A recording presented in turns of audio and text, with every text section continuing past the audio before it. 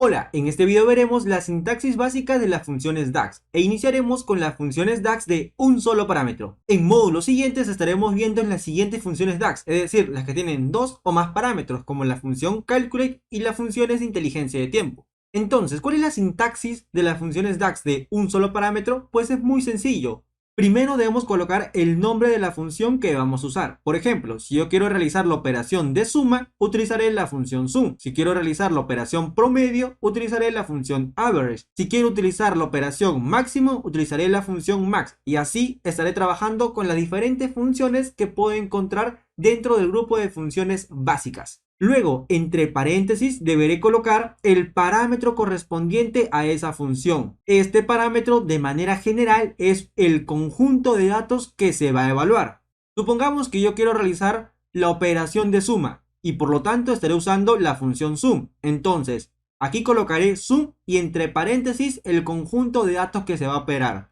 Ahora la pregunta sería, ¿yo puedo colocar celdas específicas como mi conjunto de datos así como se hace en Excel? Pues no, mi conjunto de datos deberá ser o una columna o una tabla. Si utilizo la función sum, mi conjunto de datos va a ser una columna. Si utilizo la función conrows, mi conjunto de datos será una tabla.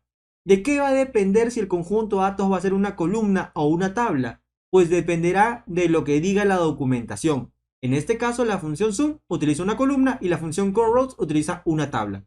Ahora pasaremos a ver un ejemplo aplicativo de una función DAX, en este caso la función sum.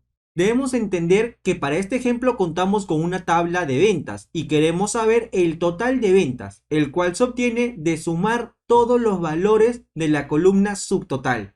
La tabla de ventas es esta que ustedes pueden ver aquí. Y la columna que queremos sumar es la columna subtotal. Entonces, si yo quiero realizar la operación de suma, ¿qué función debo usar? La función sum, la cual tiene un parámetro. Ese parámetro debe ser el conjunto de datos que yo quiero sumar. ¿Cuál es el conjunto de datos que quiero sumar? Pues para nuestro ejemplo es la columna subtotal. La columna subtotal es esta de aquí. La pregunta sería, ¿la columna subtotal a qué tabla pertenece? Pues pertenece a la tabla ventas. Entonces, dentro del parámetro yo colocaré la tabla ventas y la columna específica de esa tabla que yo quiero sumar. Por lo tanto, la función sum sumará todos los valores de la columna subtotal perteneciente a la tabla ventas. Y seguro te estará preguntando, perfecto, yo puedo obtener el total de ventas. Pero ¿qué pasa si quiero el total de ventas para una fecha específica? Por ejemplo, el 29 del 1 del 2023. Yo quiero tener un segmentador o filtro donde al seleccionar el 29 del 1 del 2023 que me dé las ventas solamente de ese periodo.